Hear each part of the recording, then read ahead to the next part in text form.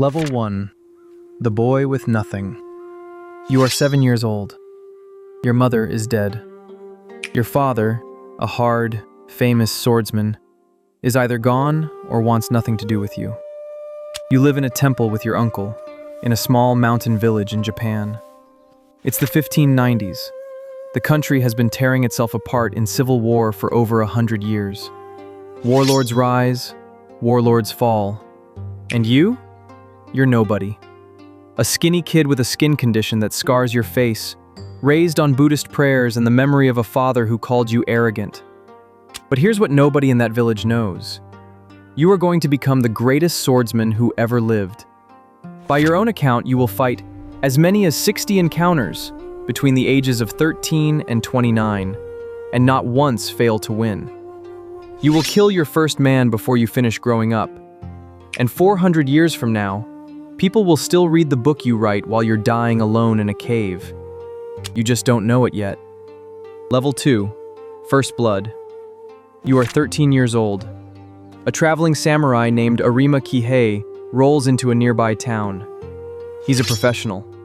A grown man, trained, armed, hungry to prove himself. He posts a public challenge. Anyone, anytime, come and fight me. So you walk up and write your name on it. Your uncle is horrified. He rushes to apologize, to call it a child's mistake. But Arima's pride is wounded now, and he wants his fight. On the day, your uncle is still on his knees begging forgiveness when you do something no one expects. You charge. You come screaming with a wooden staff. Arima grabs his short sword and lunges, but you're already inside his guard. You throw him to the ground, and when he tries to stand, you beat him.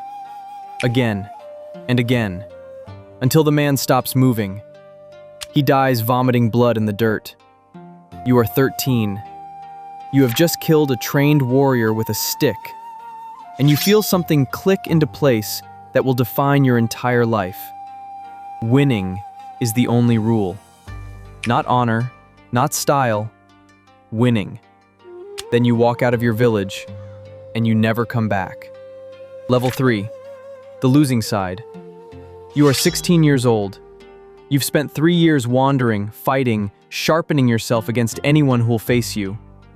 Then, in the year 1600, all of Japan splits in two.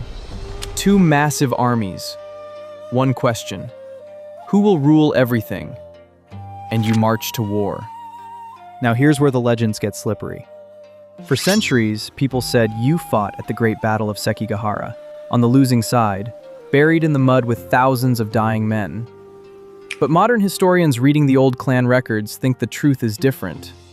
Records like the Bushu Denraiki place you far to the south, on the island of Kyushu, storming a castle called Tomiku for the warlord Kuroda Yoshitaka.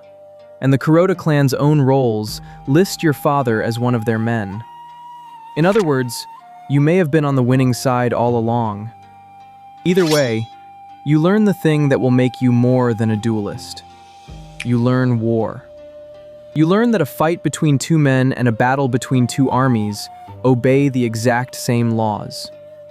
And you file that lesson away. The war ends. A new ruler takes all of Japan. Peace is coming. But you're just getting started. Level 4. The school you destroyed. You are 21 years old. You walk into Kyoto, the ancient capital, an unknown nobody in dirty clothes, and you target the most respected fighting family in the entire city, the Yoshioka. These people trained the shoguns. Their name is legend. You challenge the head of the school, Yoshioka Seijiro. On the morning of the duel, Seijiro waits and waits because you don't show up. Minutes pass. His famous focus curdles into rage. This is on purpose. You will write later that the real fight is won inside the enemy's mind before a single blade ever moves. When you finally stroll in, he's furious. He's not thinking. And in one strike of your wooden sword, you shatter his shoulder and end his career. His younger brother comes for revenge. You disarm him and put him down too. Now the whole family is drowning in shame. So they set a trap. They name a boy, 12 years old, as the new head of the school and challenge you to fight him at night, outside the city, under a spreading pine tree. But it's an ambush. Dozens of them are waiting with swords, bows, and guns to slaughter you in the dark. Except this time, you don't come late. You come early. You hide. And when the trap is set, you explode out of the shadows, cut down the boy who is the whole point of the ambush, and then draw both your swords at once and carve a path straight through the mob and into the night. Both swords, at the same time. And in that desperate, screaming moment, something is born that will carry your name forever. Level 5. 2 heavens, 1 blade. You are in your 20s still. Everyone else fights with 2 hands on 1 sword. You ask a simple, dangerous question. Why? You wear 2 swords, like every samurai. A long one and a short one. So why does the short one just sit on your hip, useless, while both your hands are busy? Why not a sword in each hand? One to attack, one to defend. If one hand is hurt, the other still fights. You call it Niten Ichi Ryu. 2 heavens as 1. People think it's impossible. A sword is heavy. Wielding one in each hand takes monstrous strength and endless training. But that's exactly the point. You train until the impossible becomes natural, until you stop thinking about your hands at all. And then you go looking for the most dangerous men in Japan. You beat a master of the chain and sickle by hurling your short sword through his chest. You defeat spear masters, staff masters, sword masters, duel after duel after duel. And the score never changes. You win. You always win. But there's one man left, and he might be better than you.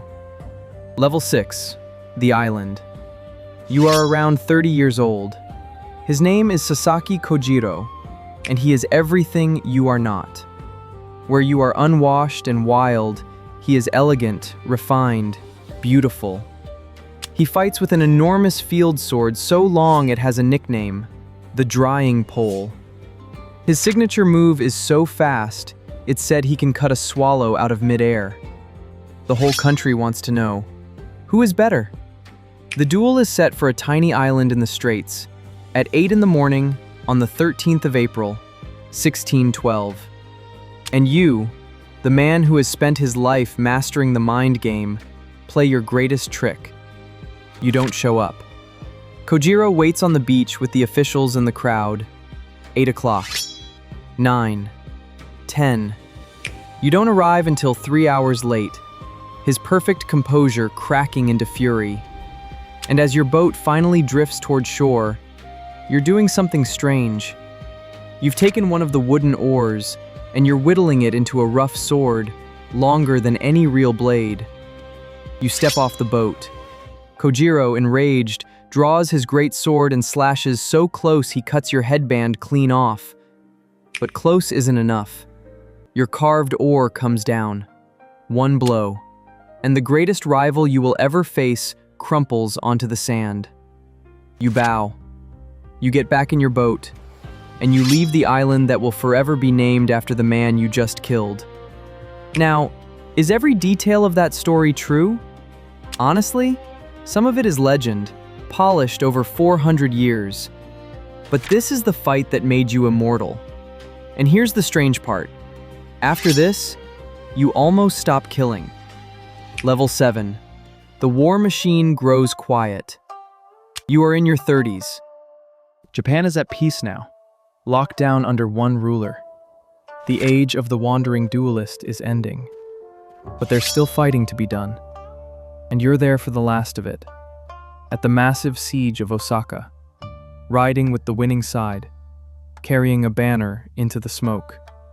And then the wars simply stop. Forever. So what does a killing machine do when there's no one left to kill? You could have become bitter. Instead, you become something almost no one expects. You start building. You help design a castle.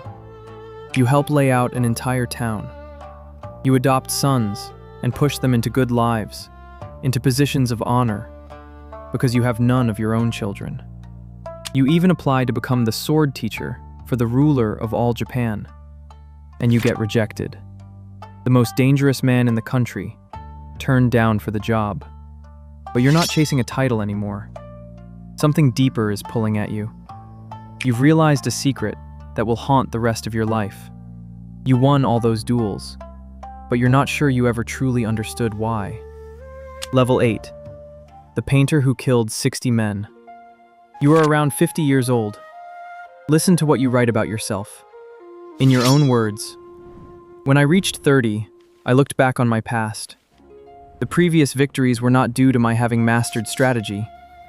Perhaps it was natural ability, or the order of heaven, or that other schools' strategy was inferior. After that, I studied morning and evening, searching for the principle, and came to realize the way of strategy when I was 50. The deadliest man in Japan. And he thinks he spent half his life not really getting it. So how do you find it? Not just with a sword. You pick up a brush. You become a painter. A real one. A great one. You paint a shrike, a small hunting bird, perched on a dead branch, watching, waiting, utterly still before the strike. It's a masterpiece. It survives today in a museum, treasured as one of Japan's important cultural properties. You do calligraphy. You sculpt. You carve. Because you figured out the thing your whole violent life was trying to teach you. The discipline of the sword and the discipline of the brush are the same discipline. Mastery is mastery. From one thing, you write, know 10,000 things. When you attain the way of strategy, there will not be one thing you cannot see. You go to war one last time, an old man now, helping crush a rebellion. A thrown stone knocks you off your horse. Your body is starting to fail, and you can feel the clock, the one that's been ticking your whole life, finally starting to run out. Level 9. The Cave. You are around 60 years old. Your body is breaking down. There's pain in your chest that won't go away. And you know, the way an old warrior knows, that death is close. So you do what you've always done. You choose the ground. You climb up to a cave called Regondo, a cold hollow in the rock behind a mountain temple, and you sit down to fight your last battle. Not with a sword, with a brush and paper. You are going to pour everything, 6 decades of blood and victory and hard-won wisdom, into one book before you run out of time. You write it in 5 parts and name them after the elements: earth, water, fire, wind, and the void. It's about swordsmanship, yes, but really it's about how to think, how to win, how to live with total clarity. You call it the Book of 5 Rings, and in it you make a promise you already kept, that you fought over 60 times and never once lost. You finish it, and you know you're almost done. Level 10. The Way of Walking Alone. You are 61 years old. It's 1645. You can barely teach anymore. You give your greatest work to your most trusted student, Terao Maganoho, handing your entire legacy to the next generation. And then, 7 days before the end, you sit down to write one last thing. Not a book, just 21 short lines. A code for how to live, stripped down to the bone. You call it The Way of Walking Alone. You write, accept everything just the way it is. You write, do not regret what you have done. You write, do not fear death. And the last one, the final instruction from a man who gave up everything: wealth, comfort, family, love, a home, all of it, for a single road. Never stray from the way. Then you set down the brush. The story goes that at the very end, you had them lift you up. You tightened your belt. You put your short sword through it. And you died sitting upright, one knee raised, your sword in your hand, exactly the way you lived. Not screaming on a battlefield, not old and frightened in a bed. Calm, in control, on your own terms. You are Miyamoto Musashi. You were the unwanted boy who killed a man at 13. You were the ghost who broke his enemies' minds before he broke their bodies. You were the sword saint who never lost, who put down the blade to pick up a brush, and who walked, completely alone, all the way to the edge of death, without ever once looking away. You paid the price your whole life. And now, you are history.